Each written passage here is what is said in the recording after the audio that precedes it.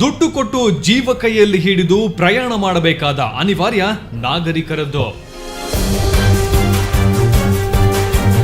ಹೋಗುವಂತ ವಾಹನಗಳ ಪರಿಸ್ಥಿತಿ ನೋಡಿ, ಸರ್ವಿಸ್ ರಸ್ತೆ ಅನ್ನೋದು ಇಲ್ವೇ ಇಲ್ಲ, ಚರಂಡಿ ಅನ್ನುವಂಥದ್ದು ಕಾಣೋದೇ ಇಲ್ಲ.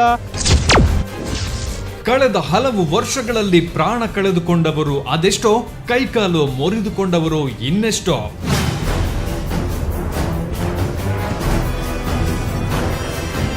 ರೋಡು లకదును దామార్ బాండ గతిజ్జి ఈ టోల్ గేట్ లక్ష లక్ష కలెಕ್ಷನ್ ಆಪುಡು ಇನ್ನು ಏರ್ನ ಬಂಡಿನವರೆಗೆ ಹೋಗ್ಬಿಡು. ಹೈವೇ ರೋಡ್ ಇದು ಎಂತ ಸರ್, ಎಂಥದ್ದು ನೋಡಿ ಯಾವ ರೀತಿಯಲ್ಲಿ ಉಂಟಂತೆ, ಹೇಗೆ ಹೋಗುದು. ಡಾಮರು ಹಾಕಿ 3 ತಿಂಗಳಲ್ಲಿ ಕಿತ್ತು ಹೋಗುವ ಅತ್ಯುತ್ತಮ ಗುಣಮಟ್ಟದ ರಸ್ತೆ ನಮ್ದು.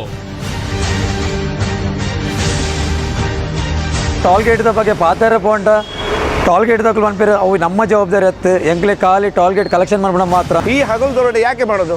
ಒಮ್ಮೆ ಹೇಳ್ತಾರೆ ಮೇಯಲ್ಲಿ ಟೋಲ್ ಗೇಟ್ ತೆಗಿದ್ದೇವೆ, ಒಮ್ಮೆ ಹೇಳ್ತಾರೆ ಜೂನಲ್ಲಿ ತೆಗಿದ್ದೇವೆ, ಒಮ್ಮೆ ಹೇಳ್ತಾರೆ ಆಗಸ್ಟಲ್ಲಿ ತೆಗಿದ್ದೇವೆ, ಜುಲೈಯಲ್ಲಿ ತೆಗಿದ್ದೇವೆ. ಯಾಕೆ ಈ ರೀತಿ ಡೋಂಗಿ ಮಾಡೋದು ಯಾಕೆ? ಇದು ರಾಷ್ಟ್ರೀಯ ಹೆದ್ದಾರಿ 66ರ ಕೊಟ್ಟರ ಚೌಕಿಯಿಂದ ಮುಕ್ಕಾದವರೆಗಿನ ಪರಿಸ್ಥಿತಿ. ಇರುವಂತಹ ಟೋಲ್ ಸಂಗ್ರಹ ಮಾಡುವಂತಹ ಒಂದು ರೋಡಲ್ಲಿ ಎಲ್ಲೆಂದರಲ್ಲಿ ಅಲ್ಲಲ್ಲಿ ಗುಂಡಿಗಳಿರುವಂಥದ್ದು ತಾವಿಲ್ಲಿ ಕಾಣ್ತಾ ಇರ್ಬೋದು. ಜೋಕುಲು ಕಲ್ಲು ಪಾರ್ದು ಹೈವೇ ರಿಪೇರಿ ಮಲ್ಪುಣು ನಾಂಡ ಹೈವೇ ದಾಖಲೆಗೆ ನಾಚಿಗೆತ್ತ. ಇಷ್ಟಾದರೂ ಸಂಬಂಧಪಟ್ಟವರ ನಿರ್ಲಕ್ಷ್ಯ ಯಾಕೆ?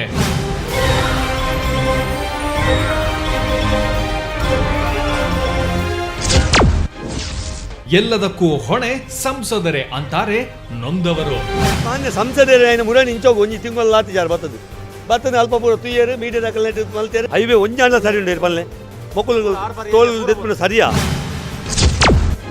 ವೀಕ್ಷಿಸಿ ನಾಳೆಯ ಜನಧ್ವನಿ ನೇರ ಪ್ರಸಾರ ಕಾರ್ಯಕ್ರಮದಲ್ಲಿ ಹೆದ್ದಾರಿ ಮರಣಗುಂಡಿಗೂ ಸುಂಕ.